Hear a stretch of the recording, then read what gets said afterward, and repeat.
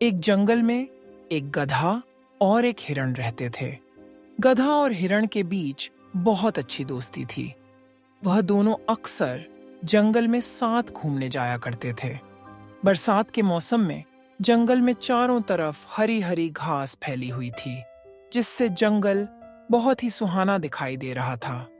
हरी हरी घास को देखकर हिरण गधे से बोला, गर्मियों के दिनों में जंगल कितना सूखा पड़ा था और अब देखो हरी भरी घास के कारण जंगल कितना सुंदर दिखाई दे रहा है। हिरण भाई, ये तुम क्या कह रहे हो? घास भी कहीं हरी होती है क्या? घास का रंग तो नीला होता है। नीला?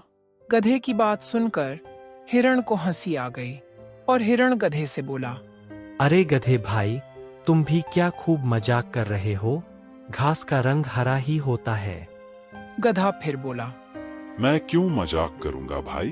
घास तो मेरा भोजन है। तो क्या मुझे घास का रंग भी नहीं पता है? गधा और हिरण दोनों अपनी बात पर अड़े रहे।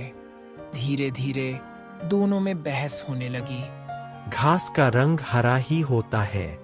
नहीं भाई, घास का रंग नीला ही होता है। दोनों एक दूसरे की बात मानने के लिए बिल्कुल भी तैयार नहीं थे। दोनों को ही लग रहा था वही सही है और वही दूसरे से ज्यादा बुद्धिमान है। हिरण तो गधे से चालाक होता है। वह गधे से बोला, भाई, इस तरह अगर हम दोनों बहस करते रहे तो हमारी आपस में लड़ाई हो जाएगी और इससे हमारी दोस्ती खराब हो जाएगी। इसीलिए अब इस बात का निर्णय किसी और पर छोड़ देते हैं कि कौन सही है और कौन गलत। हाँ, सही कहते हो, और जो सही होगा वही बुद्धिमान माना जाएगा। इस तरह दोनों आपस में सलाह करके किसी बुद्धिमान जानवर को ढूंढने लगते हैं। तभी उन्हें मार्ग में एक हाथी मिलता है। अरे कहाँ भाइयों, इस तरह कहाँ जा रहे हो? अरे कहीं नहीं दादा, हम दोनों की एक बात पर बहस हो गई है। हम जिसका समझौता चाहते हैं। बताओ, मैं तुम्हारी मदद कर देता हूँ। तो ठीक है दादा, अब आप ही बताओ, इस समय जंगल की घास का रंग कैसा है? हरा अथवा नीला? हाथी ने हंसते हुए कहा, अरे ये भी कोई पूछने वाली बात है? घास का रंग तो हरा होता है, हरा। हाथी की बात सुन गधा गुस्से में बोला, तुम्हें क्या मालूम? तुम कौन सा बड़े बुद्धिमान हो? घास का रंग नीला होता है, नीला। अरे नहीं, तुम भी क्या बात कर रहे हो? तो ठीक है, तुम मेरे साथ चलो, हम इस बात का फैसला किसी बड़े होशियार और बुद्धिमान जानवर से करेंगे। अब तीनों जानवर साथ में फैसले के लिए चल देते हैं। उसी जंगल में एक बूढ़ा शेर रहता था। शेर बहुत ही होशियार और बुद्धिमान था। जंगल के सारे जानवर अपने आपसी विवाद सुलझाने के लिए उसी शेर के पास जाया करते थे। उन तीनों ने निर्णय लिया कि इस बात का फैसला शेर पर ही छोड़ देते हैं कि कौन सही है और कौन गलत। चलो, हम सब अपना विवाद शेर खान से सुलझाते हैं। वही इस जंगल में सबसे बड़े बुद्धिमान हैं। वो तीनों शेर खान के पास जाने लगते हैं।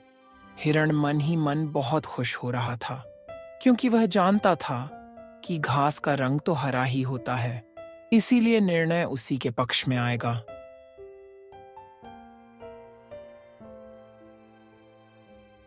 गधा, हिरण और हाथी तीनों मिलकर बूढ़े शेर के पास पहुंच जाते हैं। शेर ने जब उन्हें देखा तो वह बोला, आखिर क्या बात है जो तुम लोग मेरे पास इस तरह एक साथ आए हो?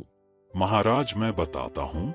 ये दोनों मुझसे कह रहे हैं कि घास का रंग हरा होता है महाराज, जबकि मेरा तो यही भोजन है। तो तुम कहना क्या चाहते हो गधे भाई?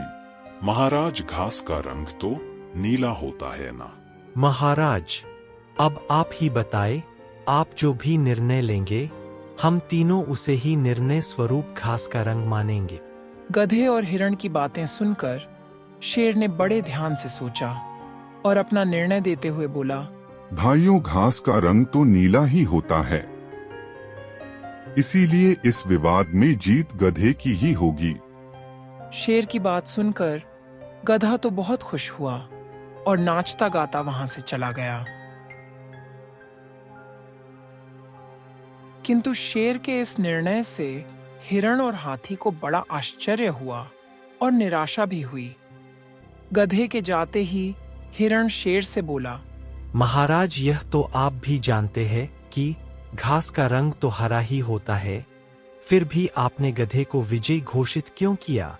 बूढ़ा शेर बोला, यह सत्य है कि घास का रंग हरा ही होता है, किंतु तुम दोनों तो एक बुद्धिमान प्राणी माने जाते हो और बुद्धिमान होकर एक मूर्ख गधे से वाद विवाद कर रहे हो, इसीलिए बुद्धिमानी के तराजू पर तुम दोनों फेल हो जाते हो। हिरण और हाथी को अब सारी बात समझ में आ गई और वह अपना सा मुंह लेकर वहां से चले गए।